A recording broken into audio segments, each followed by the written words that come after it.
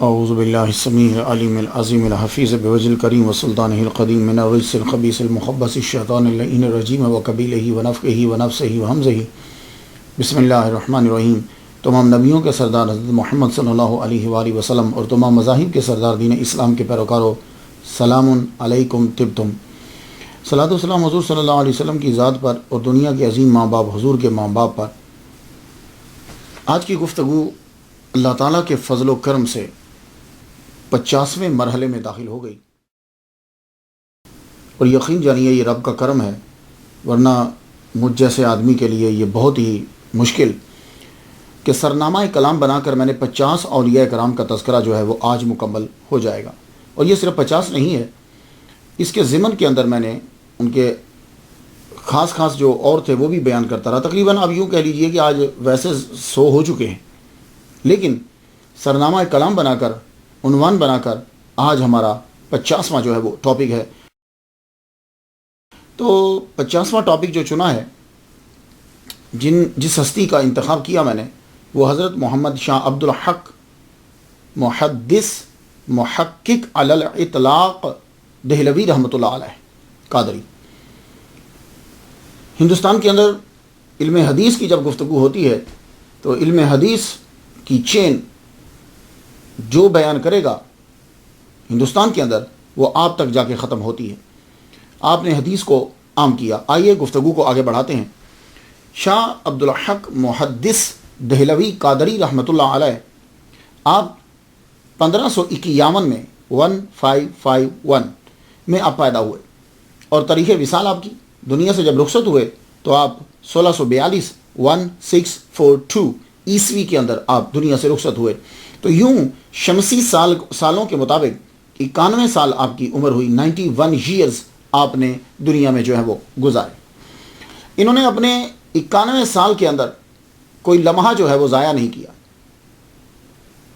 جب بھی آپ محدث بول دیں گے، کچھ لفظ ایسے ہوتے ہیں کہ ان کو بولا جائے تو ایک خاص ہستی کی طرف جو ہے وہ توجہ جو ہے وہ چلی جاتی ہے، وہ صفت اتنی مشہور ہو جاتی ہے۔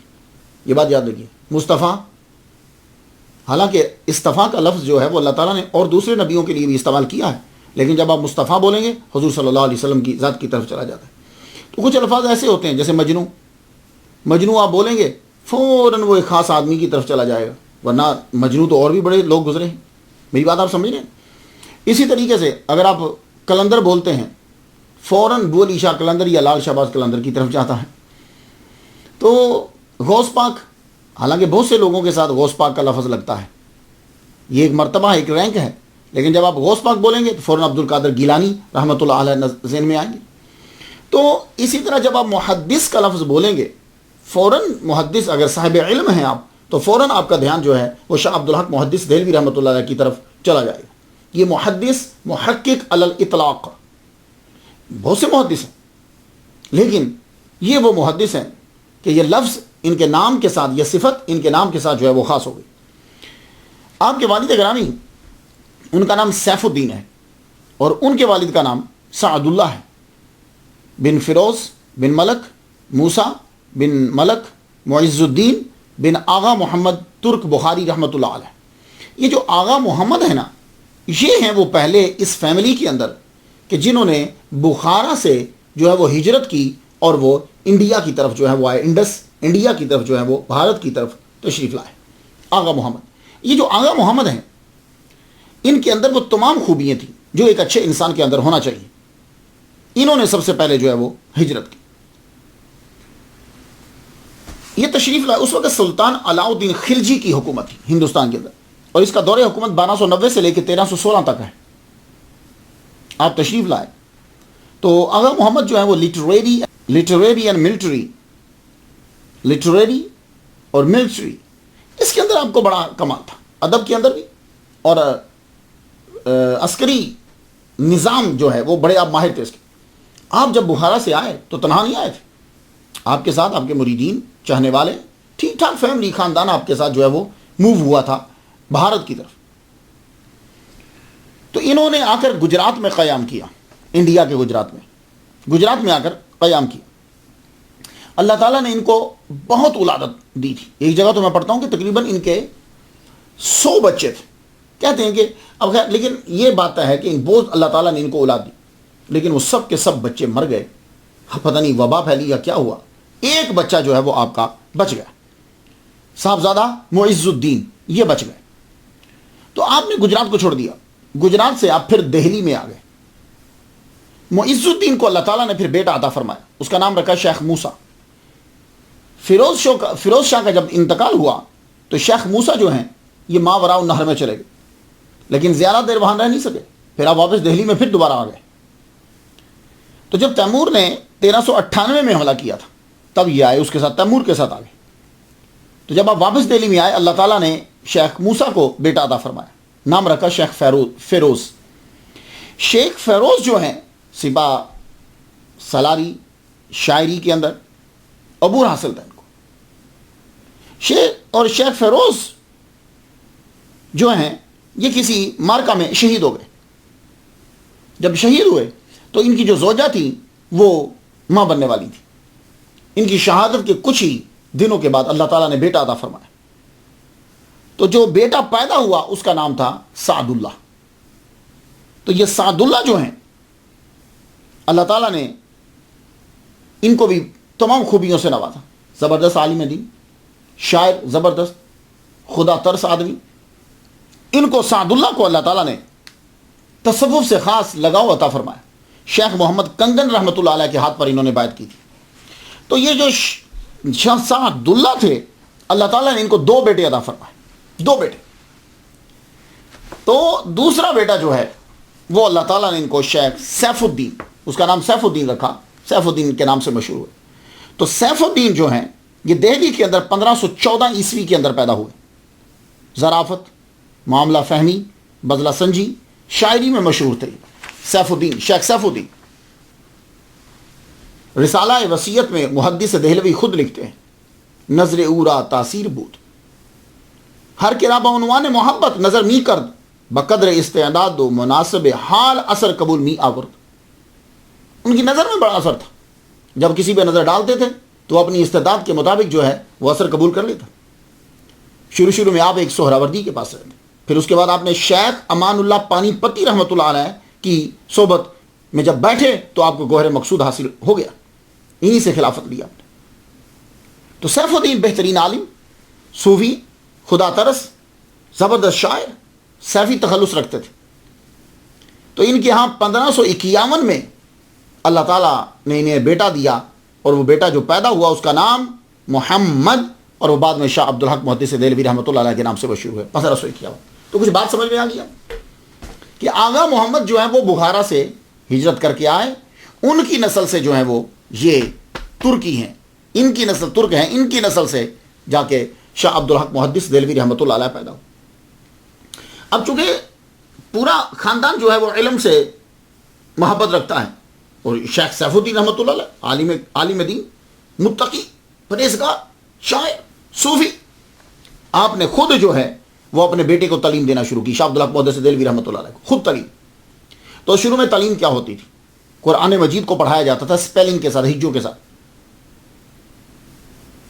الف لام میم ذالک الکتاب، زال کھڑی زبر زال، لام زیر لی، ذالی کاف زبر لام کل، ذالک اس طرح۔ تو یسرن القرآن جو ہوتا تھا، یعنی یہ تو بعد میں نام ہوا رہا، یعنی یہ جو الفابیٹ ہے پڑھانے کے بعد جو ہے وہ ہجو اسپیلنگ کے ساتھ پہلا پارا پڑھا دیا جاتا ہے۔ تو جب بچہ پہلا پارا پڑھ لیتا تھا اس کے لیے دوسرا آسان ہو جاتا تھا پھر آگے، اور زیادہ تر کوشش کی جاتی تھی کہ پہلا دوسرا دونوں پڑھا دیے جائے۔ تو آپ فرماتے ہیں کہ سب سے پہلے مجھے والد گرامی نے قرآن مجید کی تعلیم شروع کی، 3 پارے مجھے اجزا اسپیلنگ کے ساتھ پڑھائے۔ تو کہتے ہیں کہ میں نے 3 پارے جب پڑھ لیے تو اس کے بعد میں نے قرآن مجید خود پڑھنا شروع کر دیا۔ تو اخبار الاحیار کے صفحہ 300 کے اندر ہے، محدث دہلوی رحمۃ اللہ علیہ خود لکھتے ہیں، کہتے ہیں کہ میں نے 2-3 ماہ کے اندر قرآن مجید مکمل کر لیا میں نے۔ اللہ اکبر جل۔ اس کے بعد خطاطی، شاہ عبدالحق محدث دہلوی رحمۃ اللہ علیہ نے خطاطی سیکھی، 2-3 ماہ میں قرآن مجید پڑھنا سیکھ لیا۔ اس کے بعد لکھائی بہت ضروری ہوتی تھی پرانے لوگوں کے لیے، کیوں؟ اس لیے کہ ان لوگوں نے آگے بڑھ کے خود جو ہے وہ کتابوں کو لکھنا ہوتا تھا۔ اب تو کتابیں جو ہیں وہ ہمارے سامنے پرنٹڈ آ جاتی۔ یہ بھی دیکھیے زبردست کتاب ہے، قطب العارفین فی العقائد والتصوف، یہ ابوالقاسم عبد الرحمن بن یوسف کی ہے۔ یہ دنیا سے گئے تھے 599 ہجری میں، تو کیا آپ یہ سمجھتے ہیں کہ یہ کتاب اسی طرح تھی جیسے یہ خوبصورت کاغذ ہے؟ اب تو یہ امریکہ سے مل گئی نا، بیروت سے یہ چھپی ہے، لیکن تب ایسی تھی نہیں، انہوں نے اپنے ہاتھ سے لکھی تھی۔ تو یہ ضروری ہوتا تھا کہ جو بھی مدرسہ میں پڑھنے کے لیے جائے وہ لکھنا بھی سیکھے تاکہ اس کی لکھائی خوبصورت ہو جائے، اور وہ کتابوں کو یا کسی چیز کو لکھنا چاہے تو پھر وہ لکھ سکے۔ ہوتا کیا تھا کہ جب وہ کتاب پڑھا کرتے تھے تو استاد جو فرماتے تھے وہ یوں سائڈ کے اوپر لکھ لیتے تھے، تو لکھیں گے تبھی نہ جب لکھائی اچھی ہوگی۔ تو آج کل تو ہماری لکھائی اچھی نہیں رہی، لیکن تب لکھنا جو ہے وہ تو خطاطی، شاہ عبدالحق محدث دہلوی رحمۃ اللہ علیہ کے والد گرامی نے پھر خطاطی کی طرف توجہ دی، لکھائی کی طرف۔ تو کہ فرماتے ہیں کہ میرے ابا خود لکھواتے تھے مجھے، تو 1 ماہ کے اندر شاہ عبدالحق محدث دہلوی رحمۃ اللہ علیہ نے لکھنا سیکھ لی۔ اب والد گرامی نے توجہ دی کہ میں اپنے بیٹے کو کیا پڑھاؤں، تو جس کتاب کو وہ اہم سمجھتے وہ بیٹے کو پڑھا دیتے۔ آج کل تو یہ طریقہ ہوتا ہے نا کہ ترتیب سے پڑھایا جاتا ہے، علم النحو پڑھا دیجیے، علم الصرف پڑھا دیجیے، اور علم النحو جو ہے یہ صرف علم نحو نہیں، یعنی وہ علم النحو کتاب کا نام بتا رہا ہوں کہ یہ کتاب پہلے لگائی جائے نحو کی، پھر اس کے بعد جو ہے وہ نحو نیل لگائی جائے، پھر اس کے بعد ہدایت النحو پڑھی جائے، پھر اس کے بعد جو ہے وہ یہ کتاب۔ وہ کہتے ہیں کہ میرے والد گرامی کو ترتیب سے نہیں پڑھاتے تھے، ان کو جو کتاب امپورٹنٹ لگتی تھی وہ اس موضوع کی مجھے دے دیتے تھے اور میں پڑھتا تھا، تھوڑا سا میں پڑھتا تھا وہ کتاب مجھے یاد ہو جاتی تھی۔ اللہ اکبر جل شان فرماتے ہیں کہ وہ کتاب مجھے یاد ہو جاتی۔ اور سب سے پہلے کیا شروع کروایا؟ دیوان حافظ، حافظ کا دیوان آپ نے پڑھا، دیوان حافظ کے چند اجزاء مجھے پڑھائے۔ اس کے بعد بوستان جو ہے وہ مجھے پڑھائی، شیخ سعدی رحمۃ اللہ علیہ کی، ان پہ بھی ہم گفتگو کر چکے ہیں۔ تو فرماتے ہیں یہ دیوان حافظ اور بوستان کیوں پڑھایا پہلے؟ وجہ یہ تھی کہ شاہ عبدالحق محدث دہلوی رحمۃ اللہ فرماتے ہیں کہ ہمارے دور کے اندر نظم بہت یاد کروائی جاتی تھی۔ جب مدرسہ میں بچہ پڑھنے کے لیے جاتا تھا تو جن کتابوں کے اندر نظم ہوتی ہے، اشعار ہوتے ہیں، وہ زیادہ پڑھائے جاتے تھے، لیکن میرے والد گرامی نے مجھے دیوان حافظ کے چند اجزاء اور بوستان جو ہے یہ مجھے پڑھائی، اس کے بعد نظم ختم کر دی۔ پھر جو ہے اس کے بعد میزان، مصباح اور قافیہ، یہ والد گرامی نے شاہ عبدالحق محدث دہلوی رحمۃ اللہ کو پڑھایا۔ تو شیخ عبدالحق محدث دہلوی رحمۃ اللہ علیہ فرماتے ہیں کہ جس کتاب کو میں پکڑتا تھا کچھ تھوڑا سا پڑھتا تھا، اس کے بعد وہ ساری کتاب میں خود ہی پڑھ لیتا تھا اور وہ مجھے یاد ہو جاتی۔ تو 12-13 سال کی عمر میں شرح شمسیہ، شرح عقائد پڑھ لی، 15 سال کی عمر میں مختصر مطول سے فارغ ہوئے۔ تو فرماتے ہیں جو کتاب ملتی میں پھر پڑھنے لگ جاتا، جو بھی کتاب ملتی۔ میرے والد گرامی کی خود اپنی بڑی لائبریری تھی، کہتے ہیں کہ جو بھی کتاب مجھے ملتی میں پکڑتا اور میں پڑھنے لگ جاتا، جب تک کہ وہ ختم نہ ہو جاتی، اور وہ کتاب اللہ تعالیٰ مجھے یاد کروا دیتا۔ اللہ اکبر جل شانہ۔ آپ 18 گھنٹے پڑھتے تھے۔ آپ ذرا غور سے سنیے، شاہ عبدالحق محدث دہلوی رحمۃ اللہ علیہ ایسے مشہور نہیں ہو گئے، یہ میں طلباء کے لیے اور علماء کے لیے عرض کرنا چاہ رہا ہوں۔ 18 گھنٹے آپ مسلسل پڑھتے رہتے، یہ نارمل ہی تھا، اور کبھی کبھی یہ گھنٹے 20-22 تک چلے جاتے تھے۔ روزانہ کی بات کر رہا ہوں، اور یہ نارمل بات ہے آپ کی۔ 18 گھنٹے آپ نے جو ہے، تو سونے کا ٹائم انتہائی کم، بیٹھے بیٹھے 2 گھنٹے کبھی سو لیا۔ کیلولہ جو ہے وہ سنت تھا، وہ ضرور کرتے تھے آپ کیلولہ، حضور صلی اللہ علیہ وآلہ وسلم کی سنت بچپن سے۔ اور آپ جو پڑھنے کے لیے جاتے تھے، تو پڑھنے کے لیے جب جاتے تھے تو مدرسہ 2 مائل دور تھا، جسے اردو میں میل کہتے ہیں، مائل، 2 مائل جو ہے وہ دور تھا یہ۔ تو 2 مائل طلوع آفتاب سے پہلے جاتے، وہاں پہنچتے، پھر کیلولہ کے لیے 2 مائل واپس آتے، کتنا ہو گیا 4، پھر کیلولہ کے بعد 2 مائل چلے جاتے، کتنا ہو گیا 6، پھر رات کو واپس آتے 2، 8 مائل روزانہ جو ہے وہ چلتے تھے، لیکن تھکتے نہیں۔ جب رات کو واپس پلٹ کر آتے تھے تو پھر مطالعہ میں لگ جاتے، پھر اپنا جو ہے وہ سبق یاد کرتے، اور اتنے منہمک ہو جاتے اسٹڈی کے اندر، مطالعہ کے اندر اتنے مصروف ہو جاتے۔ آپ پگڑی پہنتے تھے، اللہ اکبر جل شانہ۔ تو وہ کہتے ہیں کہ جب میں مطالعہ کر رہا ہوتا تو کیا ہوتا کہ وہ پلو جو ہے وہ بعض اوقات یوں جو ہے نا، وہ شمع ہوتی، آپ کو معلوم ہے، دیا کبھی جلاتے، آج کل تو لائٹس ہے نا، تب دیا ہوتا تھا، شمع ہوتی تھی، تو کہتے ہیں وہ دیا جو ہے وہ نیچے جل رہا ہوتا تھا، تو میں یوں پڑھ رہا ہوتا تو کبھی کبھی پلو یوں نیچے ہو جاتا، تو میں اتنا منہمک ہوتا کہ مجھے پتہ ہی نہیں چلتا کہ پگڑی کے پلو کو، وہ جو شملہ جسے آپ بولتے، جو بھی بول لیجیے، وہ جو اسے آگ لگ گئی۔ اور اکثر ایسا ہوا ہے کہ میری پگڑی جو ہے وہ جل جاتی، اور بعض اوقات میری داڑھی کو بھی کہتے ہیں کہ آگ لگ جاتی، اس قدر مطالعے کے اندر جو ہے وہ مصروف ہو جاتے۔ اللہ اکبر جل شانہ۔ آپ نے ہندوستان کے اندر رہتے ہوئے تمام مروجہ علوم جتنے تھے، جو کتابیں پڑھائی جاتی تھی، آپ نے سب کی سب، کچھ اپنے ابا کی مدد سے، کچھ دوسرے اساتذہ کی مدد سے، آپ نے وہ ساری کتابیں جو ہیں وہ پڑھ ڈالی۔ صرف ہندوستان میں نہیں. جب آپ ہندوستان میں پڑھ چکے تو پھر ابا سے بولے کہ مجھے آگے جا کر پڑھنا ہے, تو کہا ٹھیک ہے بیٹے, بخارا جاؤ, سمرقند جاؤ. اب وہاں گئے, پھر آپ وہاں سے واپس جب آئے تو والد گرامی علامہ شیخ سیف الدین ترک رحمۃ اللہ علیہ آپ فرمانے لگے قادری, کہنے لگے بیٹے جاؤ تم اب شیخ محمد موسیٰ گیلانی رحمۃ اللہ علیہ تم ان کے پاس جاؤ بیٹے اور جا کے ان کی بایعت کرو. یہ شیخ محمد موسیٰ جو ہیں یہ فتح پور سیکری میں رہتے تھے. فتح پور سیکری یہ اکبر بادشاہ کا دربار ہے, وہاں مرکز ہے سیاست کا. آپ جب وہاں پہنچے آپ نے ان کی بایعت کی. یہ شیخ محمد موسیٰ گیلانی کے پاس کیوں بھیجا؟ کیا اس وقت بھارت کے اندر کوئی اور تصوف کے پیر نہیں تھے؟ اصل میں وجہ یہ تھی کہ آپ کے خاندان کو اور خاص طور پر شیخ سیف الدین قادری رحمۃ اللہ علیہ ان کو عبد القادر گیلانی رحمۃ اللہ سے بڑا پیار تھا. یہ وجہ تھی اصل, یہ بات یاد ہے کہ ابا کو عبد القادر گیلانی رحمۃ اللہ علیہ غوث پاک سے بڑا ہی پیار تھا. تو شیخ محمد موسیٰ گیلانی ان کی اولاد سے تھے, تو کہنے لگے بیٹے جاؤ ان کی جا کے بایعت کر لو. حالانکہ وہ دربار کے اندر رہتے تھے, سیاست کا وہ مرکز تھا, گڑھ تھا. آپ وہاں پہنچے, آپ نے جا کر ان کی جو ہے وہ بایعت کر لی. بایعت کری, لیکن آپ سیاست سے آپ کی کوئی وابستگی نہیں, سیاست سے آپ بالکل سائڈ پہ رہتے. تو والد گرامی جو ہیں یہ عبد القادر گیلانی رحمۃ اللہ علیہ کے بڑے دیوانے. عشق مصطفیٰ کا اثر, محبت اور اولیاء سے محبت کا نتیجہ خوف خدا ہوتا ہے. جب حضور سے محبت ہوگی, اولیاء سے محبت ہوگی, تو یہ بات یاد رکھنا پھر نتیجہ کیا نکلتا ہے؟ پھر خوف خدا, عبادت, پھر اس کے اندر اچھائیاں پیدا ہوتی. یہ اثر ہے اس کا.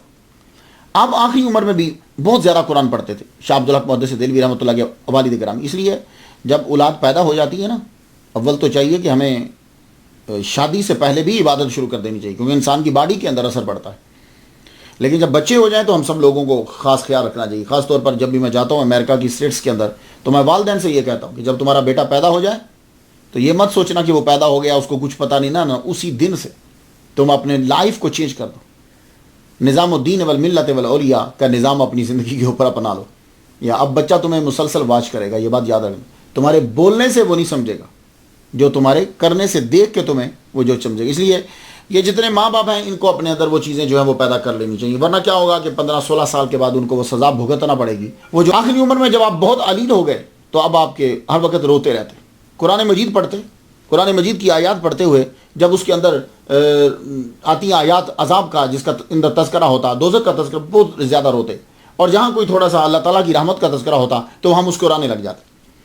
تو جب آپ کا آخری وقت ہوا تو آپ نے اپنے بیٹے شاہ عبد الحق محدث دہلوی رحمۃ اللہ علیہ کو بلا لیا. فرمانے لگے تم آ جاؤ, میرا وقت آخری ہے, میں بہت علیل ہوں, تم آ جاؤ. تو آخری وقت میں آپ فرماتے ہیں بیٹے ذرا قرآن مجید تو پڑھو.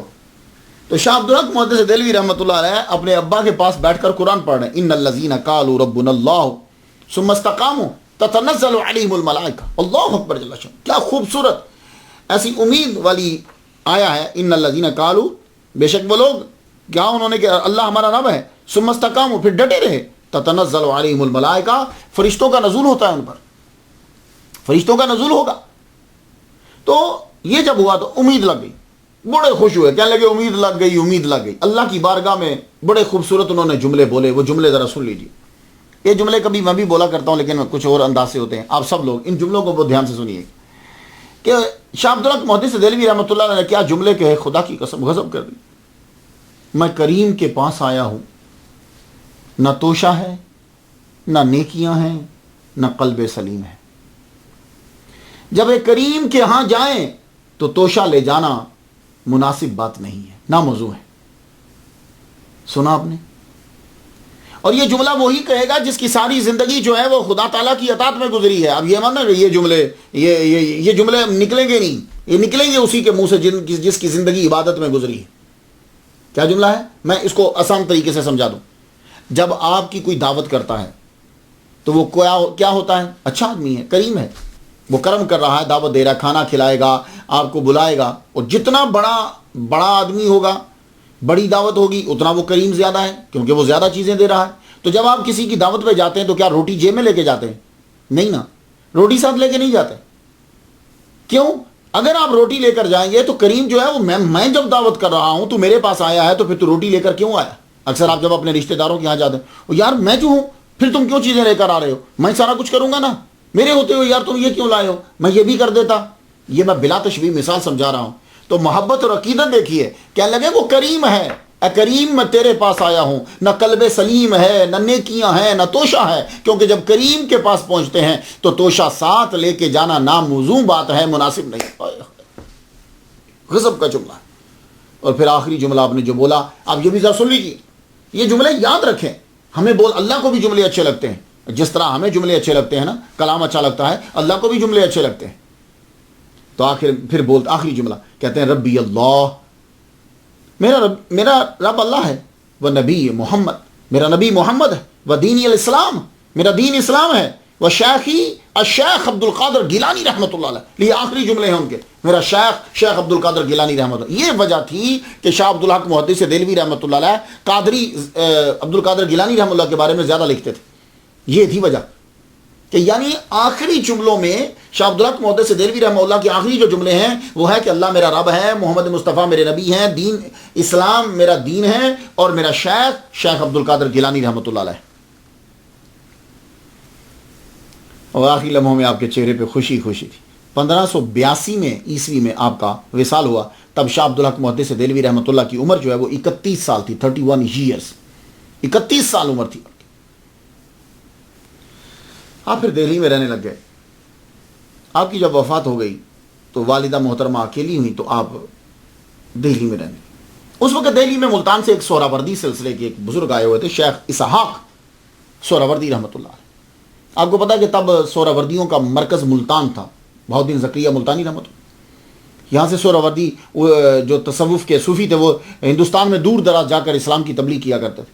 تو شیخ اسحاق جو آئے ہوئے تھے، آپ ان کی محفل میں بیٹھا کرتے، مگر بے چینی ہے کہ بڑھتی جاتی ہے، بے جانی کم نہیں ہوتی. اس کی پہلی وجہ کیا ہے؟ اس کی پہلی وجہ یہ ہے کہ وہ والد گرامی کا سایہ اٹھ گیا. یہ سب کچھ تھے، دوست بھی، باپ بھی، پیر بھی، رہنما بھی، معاشرے کی ایک ایک برائی سے بچانے والے اور ہر قدم پر سمجھانے والے. غضب کے تھے. شیخ سیف الدین کو اللہ تعالیٰ نے بڑی صلاحیتیں دی تھی. اب یہ نہیں ہے. اور دوسری وجہ کیا تھی کہ انڈیا کے، ہندوستان کے حالات جو تھے وہ بڑے دیگرگوں تھے. دین اکبری جو ہے وہ بڑھ رہا تھا، بدعات عام ہو رہی تھی، تصوف ہے کہ وہ بھی گدلا ہو چکا ہے، اور جو دین اسلام ہے اس کے اوپر قبضہ کس کا ہے؟ بادشاہ ہے تو اکبر بادشاہ، اور جو ملا ہیں وہ ابو الفضل فیضی جیسے. اب یہ حالات میں آپ بڑے پریشان رہتے، جو کچھ آپ نے سیکھا ہے نظر اس کے الٹ آتا ہے. آپ پریشان رہنے لگے تو اپنی والدہ ماجدہ سے کہتے ہیں، والدہ مجھے اگر آپ اجازت دے دیں تو میں حج کراؤں، میں مکہ چلا جاؤں. ماں نے معلوم ہے کیا جملہ کہنے لگی، ہاں جاؤ، پر مکہ مدینہ کے علاوہ کسی تیسرے ملک میں مت جانا. مکہ مدینہ کے علاوہ تیسری ملک میں مت جانا. ماں سے اجازت لے کر چل پڑے. جب لے کے چلے تو گجرات پہنچے. تب وہاں سے جہاز چلتا تھا، بحری جہاز جایا کرتے تھے، تب وہاں سے جہاز چلتا تھا. وہاں پہنچے تو معلوم ہوا کہ جہاز روانہ ہو چکا ہے، جہاز نکل گیا ہے، یہ رستے میں لیٹ ہو گئے. اس میں بھی کوئی حکمت. گلزار ابرار ایک کتاب ہے، اس کے مصنف نے ملاقات کی آپ سے، ملاقات کی وہاں. پھر طبقات اکبری کے مصنف مرزا نظام الدین کے ہاں آپ احمد آباد میں آپ نے قیام کیا، احمد آباد. پھر آپ نے شیخ وجیہ الدین علوی رحمۃ اللہ کی صحبت میں کافی آپ نے عرصہ گزارا. یہ علوی کا لفظ آیا ہے، میں ذرا بتاتا چلوں آپ کو. علوی کسے کہتے ہیں؟ علوی بھی سید کہلواتے ہیں. علوی وہ ہوتے ہیں کہ جن کے والد تو مولا علی ہیں، ماں فاطمہ الزہرا نہیں ہے، وہ علوی کہلواتے ہیں خود کو. کیونکہ مولا علی شیر خدا نے بی بی فاطمہ کے دنیا سے چلے جانے کے بعد پھر اور بھی شادیاں کی ہیں. تو یہ علوی جو ہوتے ہیں سید وہ ہیں کہ مولا علی کی اولاد سے ہوتے ہیں، لیکن ماں فاطمہ الزہرا رضی اللہ تعالیٰ عنہ نہیں ہوتی. تو کافی عرصہ شیخ وجیہ الدین علوی رحمۃ اللہ کے پاس گزارا. ان سے آپ نے شہباز لامکانی، قندیل نورانی یا شیخ عبد القادر گیلانی رحمۃ اللہ علیہ کے وظائف جو ہیں ان کی اجازت لی. اب دیکھ رہے ہیں آپ، ابا عبد القادر گیلانی رحمۃ اللہ علیہ کے زبردست چاہنے والے، اور انہوں نے بات کروائی تو شیخ موسیٰ گیلانی وہ ان کی اولاد میں. میری بات آپ سمجھ رہے ہیں؟ اور اس کے بعد پھر جب آپ آ کے رکے ہیں، سال جو قیام کر رہے ہیں شیخ وجیہ الدین، ان سے جب ملاقات ہوتی ہے تو وہاں بھی آپ کو عبد القادر گیلانی رحمۃ اللہ علیہ کا فیض جو ہے وہ مل رہا ہے. 88 کے اندر آپ پھر دوسرا جب سال آتا ہے تو جہاز میں آپ بیٹھے. اب جہاز جو ہے وہ مکہ کی طرف روانہ ہو گیا. جب روانہ ہوا تو اب ذرا پھر سنیے. فرماتے ہیں، آپ خود لکھتے ہیں، کہنے لگے کہ میں جہاز میں جب بیٹھا تو وہاں میرے ساتھ جو تھا ایک دیوانہ، وہ کونے میں بیٹھتا، صبح صبح کیا کرتا، یا شیخ عبد القادر گیلانی، یا شیخ عبد القادر گیلانی کی صدائیں دیتا. تو مجھے اس کی آواز بڑی بھلی لگی تھی. آپ دیکھتے جا رہے ہیں کہ جہاز میں بھی بیٹھے ہیں تو عبد القادر گیلانی رحمۃ اللہ علیہ کا چاہنے والا جو ہے وہ ساتھ آپ کے. تو ایک بات آپ کو بتاؤں، یہ جو علم ہے نا، اس کا وزن بہت زیادہ ہے. یہ کتابیں جو ہیں، یہ جب بندہ پڑھتا ہے نا، اس کا وزن بہت بھاری ہے. اور یہ ہلکا تبھی ہوتا ہے جب کوئی صحیح راہ بتا دے کہ یہاں اس کو صرف کرو، پھر یہ ہلکا ہو جاتا. جب صحیح استعمال کی راہیں معلوم نہ ہوں، متعین نہ ہوں، تو بڑا مشکل ہو جاتا. تو آپ مکہ میں پہنچے.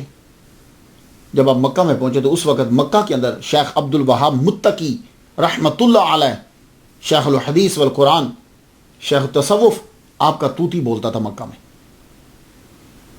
یہ انڈیا سے ہی گئے تھے مکہ میں، ہاں انڈیا سے ہی گئے تھے، لیکن وہاں جب پہنچے تو وہاں آپ کا شورا ہوا. لوگ خود عربی، یمنی، لبنانی، مکہ کے، مدینہ کے، یہ لوگ آپ سے آ کر حدیث مبارکہ جو ہے وہ سنتے، درس لیتے، بیٹھتے، سیکھتے. توتی بولتا تھا شیخ عبد الوہاب متقی رحمۃ اللہ علیہ.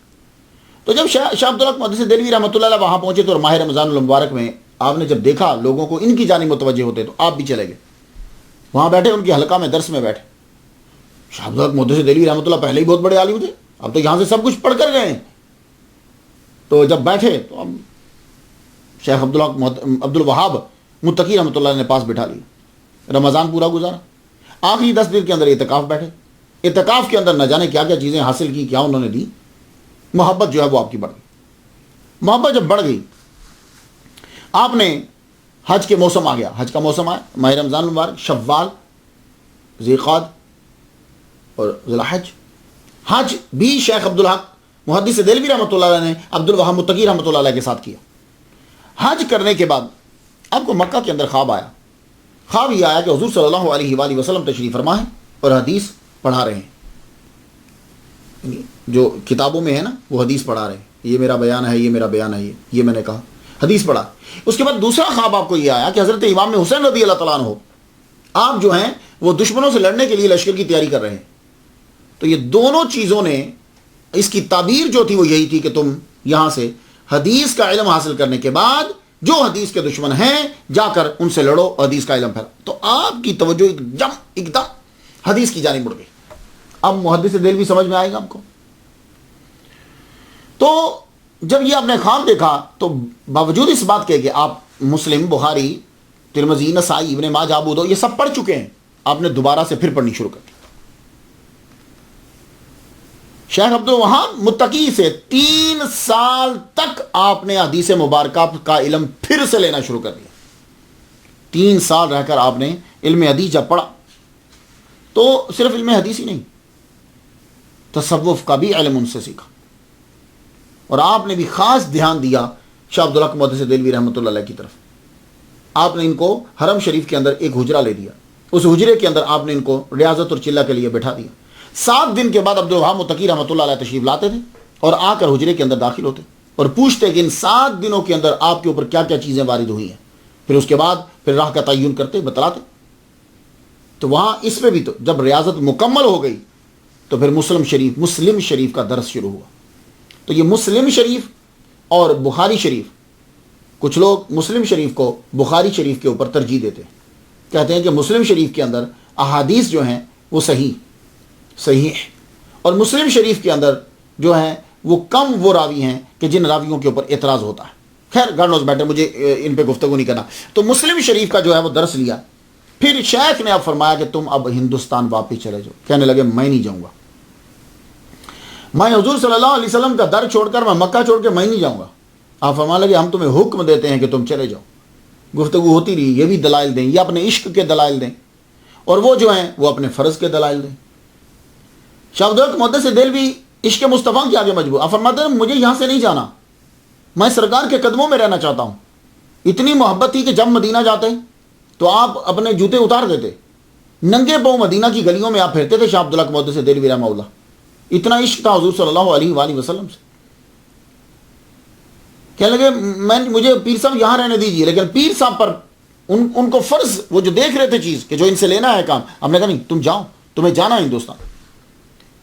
جب اصرار بڑھ گیا تو آپ فرمانے لگے اچھا پھر مجھے آپ بغداد جانے دیجیے. فرمانے لگے نہیں تم بغداد نہیں جاؤ گے. کہنے لگے مجھے عبد القادر گیلانی رحمہ اللہ کے روضہ پہ جانا ہے, مجھے وہاں پہنچ. فرمانے لگے نہیں تم نہیں جاؤ گے, مجھے معلوم ہے کہ جو جتنی تم محبت کرتے ہو ان سے تم بغداد میں ہی رک جاؤ گے, پھر بغداد سے تم آگے نہیں جاؤ گے. فرمانے لگے مجھے جانے تو دیجیے. اب عبد الوہاب متقی رحمۃ اللہ علیہ نے فرمایا سنو, جب آپ چلے تھے ہندوستان سے تو کیا کہا تھا آپ کی والدہ نے کہ مکہ اور مدینہ کے علاوہ کسی تیسرے ملک میں مت جانا.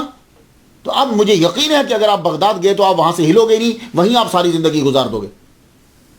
اب انہیں یاد آیا کہ میری والدہ نے مجھے اجازت نہیں دی. تو شاہ عبدالحق محدث دہلوی رحمۃ اللہ علیہ وہاں سے اب جو ہے وہ سیدھا چلے. اللہ اکبر جل شانہ.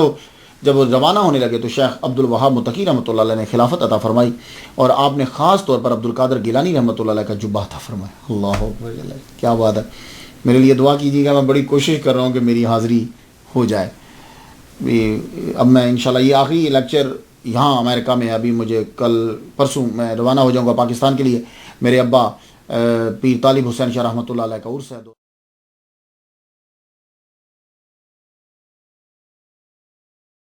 نومبر کو مجھے وہاں پہنچنا ہے. اس کے علاوہ اور بھی جلسے ہیں, عمان میں بھی ہے, کویت میں بھی ہے. میں کوشش کر رہا ہوں غوث پاک کے در پہ جا کے اپنی داڑھی سے جھاڑو دوں میں جا کے. اللہ تعالیٰ میری یہ آرزو پوری کرے. تو اب دیکھیے کوشش کروں گا. تو 50 آج جو یہ لیکچر ہے اس کے بعد ذرا وقفہ کافی بڑھ جائے گا. دوبارہ سے پھر میں آؤں گا واپس امریکہ, تو پھر میں آپ سے لیکچر جو ہے وہ شروع کروں گا. اس کے علاوہ جہاں جہاں پہنچا آپ کے لیے دعائیں میں کرتا رہوں گا اور پہنچوں گا. تو آپ فرمانے لگے اب تم واپس جاؤ. تو عبد القادر گیلانی رحمۃ اللہ علیہ کا جبہ جو ہے وہ انہوں نے عطا کیا, بڑی سعادت ہے, وہ لے کے اب آپ واپس روانہ ہوئے. 1591 میں 1591 عیسوی میں آپ دہلی واپس آئے.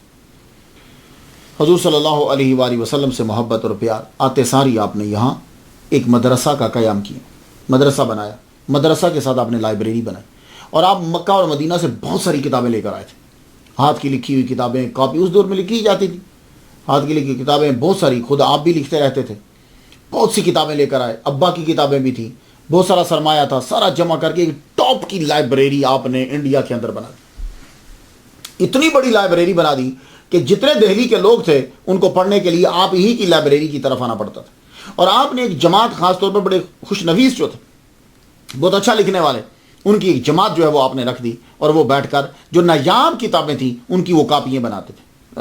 آج کل تو یہ ہوتا ہے نا کہ ہم ایک دم سے فوٹو کاپی میں رکھ دیتے ہیں اس میں, لیکن نہیں, تب وہ لکھتے تھے. یہ کتاب ہے اس میں, اس لیے آپ کو بہت ساری اغلاط جو ہیں وہ پرانی کتابوں میں مل جاتی ہیں, کیونکہ کاتب جب لکھتا تھا تو کوئی نہ کوئی چیز ایسی کر دیتا تھا, نقطہ اوپر کا نیچے, نیچے کا اوپر, ادھر کا ادھر, خواہ کا خواہ, وہ کر دیتا تھا, ہو جاتا تھا اسے. تو اس دور میں لکھا جاتا تھا. تو آپ نے بہت بڑی لائبریری. تو اس کے بعد آپ نے انڈیا کے اندر دہلی میں آپ نے شروع کر دی تبلیغ. تو تبلیغ جو ہے کچھ لوگ تو آ کر سنتے تھے مدرسہ میں, اور آپ تبلیغ کے لیے جاتے بھی تھے, لیکن جو لوگ دور تھے ان کے لیے آپ نے کتب بھی لکھی, کتابیں بھی لکھی. کتابیں جو ہیں وہ آپ کی کتنی ہیں, کہتے ہیں کہ 100 آپ کی کتابیں ہیں, لیکن میں نے تحقیق کی ہے تو کہتے ہیں کہ مجھے معلوم ہوا کہ 60 اصل میں کتابیں ہیں جس کو کتاب کہا جا سکتا ہے. 60 کتابیں ہیں آپ کی, اور باقی جو 100 تعداد کی گئی ہے اصل میں وہ 40 رسالے, ہر رسالے کو ایک کتاب قرار دے دیا گیا. اور وہ کتاب جب بنایا گیا اسے تو وہ کہتے ہیں کہ 40 اور 60 اور 40 100 بن گئی. گاڈ نوز بیٹر, اللہ بہتر جانتا ہے. لیکن آپ نے جو لکھا غضب کا لکھا. اخبار الاخیار آپ نے کتاب لکھی, فتوح الغیب آپ نے کتاب لکھی, زاد المتقین فی سلوک طریق یقین آپ نے کتاب جو ہے وہ لکھی, جذب القلوب لکھی, تکمیل الایمان لکھی, اشاۃ اللمعات 6 سال میں مکمل کیا اس کتاب کو. اصل کام آپ کا یہی ہے.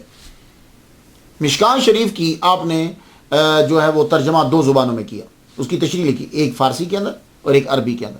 چونکہ اس وقت انڈیا میں فارسی زبان تھی اور عوام فارسی ہی سمجھتے تھے, تو آپ نے عوام کے لیے جو ہے وہ فارسی زبان میں حدیث کی شرح لکھ دی. اور پھر کچھ ایسے نکات تھے کہ جو علماء کو بھی سمجھانے تھے, تو آپ نے وہ عربی کے اندر لکھ دی. دونوں زبانوں میں لکھ کر, اللہ اکبر. تو آپ کی کتابیں جب ہم پڑھتے ہیں تو آپ نے کیا کیا کہ تصوف گدلا ہو گیا تھا، تو اولیاء کرام خاص طور پر عبد القادر گیلانی رحمۃ اللہ علیہ کا تصوف جو ہے، آپ کی جو کتابیں ہیں وہ آپ نے لکھی، ان کی شان میں لکھی، اور اولیاء کرام کے تذکرے لکھ کر لوگوں کو بتائے، دیکھیں یہ اولیاء کرام ہوتے ہیں، تم کیا کر رہے ہو، یہ ہیں اولیاء کرام۔ پھر آپ نے حدیث شریف اس کے اوپر جو ہے وہ کتابیں لکھی، عقائد کے اوپر آپ نے کتابیں لکھی، عمل کیا کرنا ہے ہر مہینے کے اندر، یہ ہے، یہ چیز ہے، یہ ہے، آپ نے اس پہ کتابیں لکھی۔ اللہ اکبر جل شانہ، یہ آپ نے کتابیں لکھ کر ان کو پھیلا دی۔ بڑی کوشش کی گئی گورنمنٹ کی جانب سے، دربار کی جانب سے، کہ آپ کو بھی دربار میں شامل کر لیا جائے۔ شاہ عبد الحق محدث دہلوی رحمۃ اللہ علیہ اگر چاہتے تو دربار میں آسانی سے شامل ہو سکتے تھے، کیوں بھلا؟ اس لیے کہ ابو الفضل فیضی جو ہے، جو پینچ ہے، جو سرپنچ ہے، وہ آپ کا دوست ہے، آپ کا ہم عمر بھی ہے، کیونکہ عبد الفضل فیضی جو ہے وہ بھی 1551 میں پیدا ہوا ہے، اور شاہ عبد الحق محدث دہلوی رحمہ اللہ بھی ایک ہی سال ہے۔ اور ابو الفضل فیضی جو ہے، یہ بات یاد رکھیے گا، یہ مجدد الفسانی رحمۃ اللہ علیہ کو بھی جانتا ہے، شاہ عبد الحق محدث دہلوی رحمۃ اللہ علیہ کو بھی جانتا ہے۔ میں آپ کو بتا دوں کہ ہوتا یہ تھا کہ دہلی کے اندر یا جب یہ بڑے بڑے علماء ہوتے تھے، یہ ایک جگہ پہ بیٹھتے تھے، ابو الفضل فیضی بھی آتا تھا، اور جب گفتگو ہوتی تھی تو وہ جان جاتا تھا کہ کس کے اندر کتنا دم ہے، اسے معلوم ہوتا تھا۔ مجدد الفسانی رحمۃ اللہ علیہ شروع میں جب گئے ہیں، وہ آپ کی محفل میں بیٹھتا، ایک دن اس نے وسلم کے بارے میں کچھ عجیب قسم کی باتیں کی، تو آپ نے فرمایا آج کے بعد تیری میری دوستی ختم، اب تو میری محفل میں نہیں بیٹھے گا، نہ آئے گا نہ میں جاؤں گا۔ تو شاہ عبد الحق محدث دہلوی رحمۃ اللہ علیہ اگر چاہتے تو ابو الفضل فیضی کے ذریعے سے دربار میں اعلیٰ عہدہ حاصل کر لیتے، لیکن آپ نے فیضی کو بھی چھوڑ دیا۔ کیوں چھوڑا؟ شیخ عبد الحق محدث دہلوی رحمہ اللہ فہرست التوالیف، بڑا مشکل پروننسیشن ہے، فہرست ہوتا ہے نا، فہرست التوالیف کتاب کا نام ہے۔ تو فرماتے ہیں فیضی اگرچہ فصاحت و بلاغت میں ممتاز روزگار تھا، لیکن افسوس اس نے کفر اور گمراہی کے گڑھے میں گر کر بدبختی کا نشان اپنے حالات کی پیشانی پر لگا لیا۔ مومنوں کے لیے اس کا اور اس کی منحوس جماعت کا نام لینے سے پرہیز ہے۔ سن لیا آپ نے؟ تو اس دور میں تصوف اور دین دونوں دھندلا رہے تھے، دین اکبری اپنی چال چل رہا ہے، صوفیاء اپنی چال چل رہے ہیں۔ تو آپ نے پھر کیا کیا کہ تصوف کو صاف کرنے کے لیے اولیاء کے تذکرے لکھے، اور لوگوں کے معاملات اور دین کو صاف کرنے کے لیے احادیث پر زور دیا۔ ہر طرف کالا کالا کی صدائیں جو ہیں وہ بلند ہونے لگی۔ تو اس دور میں کیا ہوتا تھا، ایک مثال دیتا ہوں آپ کو، سید محمد جونپوری، اس نے اپنے آپ کو کہا کہ مجھ میں اور نبی میں کوئی فرق نہیں ہے، حضور پاک میں جو ان کے پاس تھا میرے پاس بھی ہے، صرف فرق یہ ہے کہ میں اتباع کر کے اس مقام تک پہنچ گئی۔ یعنی وہی جو مرزئی کہتا ہے کہ ذلی بروزی، وہی اس نے ذلی بروزی کا بھی کانسیپٹ دیا ہے کہ میں ان کی اتباع کرتے کرتے اس مقام پر پہنچ گیا ہوں۔ اللہ اکبر جل شانہ، استغفر اللہ۔ اکثر جب ہم پڑھتے ہیں مجدد الفسانی رحمۃ اللہ علیہ اور شاہ عبد الحق محدث دہلوی رحمۃ اللہ علیہ کو، تو لوگ یہ سمجھتے ہیں شاید دونوں کی آپس میں لڑائی ہوتی تھی۔ نہیں، دونوں کی لڑائی نہیں تھی آپس میں۔ مجدد الفسانی رحمۃ اللہ علیہ جو ہیں وہ خواجہ باقی بلا رحمۃ اللہ علیہ کے مرید ہیں، تو شاہ عبد الحق محدث دہلوی رحمۃ اللہ علیہ نے بھی ان سے فیض لیا ہے۔ یار میں کبھی کبھی حیران ہوتا ہوں، آپ دیکھو کہ عبد القادر گیلانی رحمہ اللہ حنبلی ہیں، شاہ عبد الحق محدث دہلوی رحمہ اللہ حنفی ہیں۔ ایک مرتبہ ان کا من چاہا کہ میں شافعی بن جاؤں، ایک مرتبہ ان کا من چاہا، لیکن شیخ عبد الوہاب متقی رحمۃ اللہ علیہ نے ایسا لیکچر دیا، امام اعظم رحمۃ اللہ علیہ کی ایسی شان بیان کی کہ وہ فرمانے لگے کہ پھر میں نے وہ جو ہے وہ چھوڑ دی۔ یہ شاہ عبد الحق محدث دہلوی حنفی، عبد القادر گیلانی حنبلی، لیکن آپ محبت دیکھیے ان کی۔ اسی طرح یہ شاہ عبد الحق محدث دہلوی رحمہ اللہ قادری، خواجہ باقی بلا نقشبندی، لیکن یہ ان کی عزت کرتے ہیں، محبت دیکھیے۔ یہ ان چیزوں کو سمجھنے کی ضرورت ہے۔ یہ ہمیں چیزیں صرف اولیاء میں ملتی ہیں، صوفیاء میں، اتقیاء میں ملتی ہیں۔ قادری سہروردی کی عزت کر رہا ہے، نقشبندی قادری کی عزت کر رہا ہے، قادری نقشبندی کی عزت کر رہا ہے، سب ایک دوسرے۔ کیوں؟ یہ صرف طریقے جدا ہیں، مقصد سب کا ایک ہی ہے۔ تو مجدد الفسانی رحمۃ اللہ علیہ اور شاہ عبد الحق محدث دہلوی رحمۃ اللہ، کام دونوں نے ایک ہی کیا ہے، یا دونوں کا کام کوئی جدا نہیں ہے۔ ایک نے توحید کو سامنے رکھ کے کیا ہے، اور ایک نے رسالت کو سامنے رکھ کے کیا ہے۔ ایک نے توحید کا کنسیپٹ کلیئر کیا ہے، اور ایک نے رسالت کے مقام کو واضح کیا۔ مقصد دونوں کا ایک تھا، طریقے مختلف ہیں۔ شاہ عبدالحق محدث دہلوی رحمہ اللہ مجدد الفسانی سے 9 سال بڑے ہیں. غور سے سنیے گا. مجدد الفسانی رحمۃ اللہ علیہ 9 سال چھوٹے ہیں شاہ عبدالحق محدث دہلوی رحمۃ اللہ علیہ سے. مجدد الفسانی جو نقشبندی، یہ 9 سال چھوٹے ہیں. 60 سال کی عمر میں مجدد الفسانی دنیا سے چلے گئے. تو زیادہ کام دین پہ کس نے کیا؟ شاہ عبدالحق محدث دہلوی رحمۃ اللہ. ان کو آپ کو اللہ تعالیٰ نے 91 سال عمر عطا فرمائی، اور آپ نے دین الہی جیسے دین اکبری کہنا چاہیے اس کا توڑ کیا.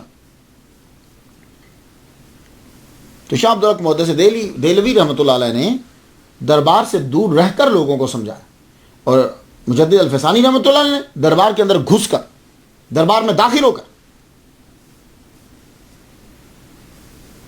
تو ایک اندر رہ کر حملہ کر رہا ہے، لشکر میں گھس کے حملہ کر رہا ہے، داخل ہو کر رہا ہے، اور ایک باہر رہ کر جو ہے وہ حملہ کر رہا ہے. مجدد الفسانی کو گوالیار کے قلعہ میں بند کر دیا گیا. یہ تو آپ نے پڑھا. تو شاہ عبدالحق محدث دہلوی رحمہ اللہ کو بھی جلا وطنی جہانگیر نے کہا نکل جاؤ یہاں سے، اور آپ اپنے بیٹے کے ساتھ دہلی چھوڑ کر لاہور میں تشریف لائے تھے میاں میر رحمۃ اللہ علیہ کے پاس. انشاءاللہ میں وہاں جا رہا ہوں، زیارت کروں گا، اور آپ ان کے بارے میں بھی سنیں گے انشاءاللہ. میاں میر، میں بچپن میں میاں میر رحمۃ اللہ علیہ کے یہاں جایا کرتا تھا. جب میں 3ری 4تھی میں پڑھتا تھا، میں دھرمپورے میں ہی ہم رہتے تھے. میرے والد گرامی طالب حسین شاہ رحمۃ اللہ علیہ وہاں امام تھے، خطیب تھے، تو وہیں جا کے میں جایا کرتا تھا. تو میاں میر میں شاہ عبدالحق محدث دہلوی رحمۃ اللہ علیہ پہنچے. اللہ اکبر جل شانہ. تو خلیق احمد نظامی نے صحیح کہا، دونوں ایک ہی بات کہتے تھے. اس نے جملہ بڑا پیارا بولا، دونوں ایک ہی بات کہتے تھے. ایک جذبے اور جوش سے کہتا تھا اور دوسرا نرمی سے بات کرتا تھا. 1611 میں آپ نے خانقاہ کا بھی قیام کیا، ایک خانقاہ بنائی، اس کا نام رکھا خانقاہ قادری. تو آپ نے 4 چیزوں کے اوپر بڑی توجہ دی، حدیث پہ، تصوف پہ، فقہ حنفی پہ، اور حقوق العباد کے اوپر.